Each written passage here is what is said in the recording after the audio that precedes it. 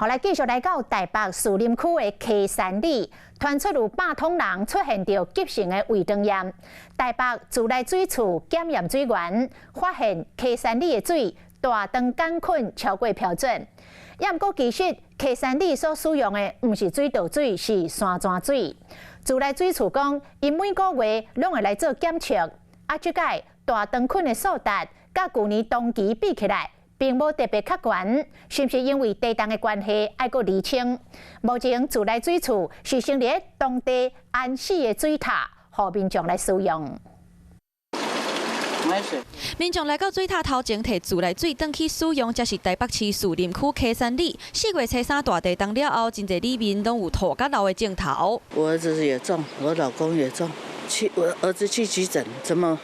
他的堂妹也去挂急诊，以目前大概200人以上一定有住院的少数，但是他们都是去医院打点滴。真侪人出现镜头嘛，互人怀疑是毋是和里面食的用水有关系。里长表示，溪山里面当年用的水拢是山泉水，毋是自来水。我们曾经有提过相关的一个协助，那因为他们不希望说他们的水是需要加氯的。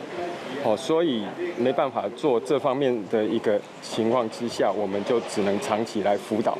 强调，每个月拢有水源检测，北水处嘛派员视察，嘛伫咧当地放4个水塔。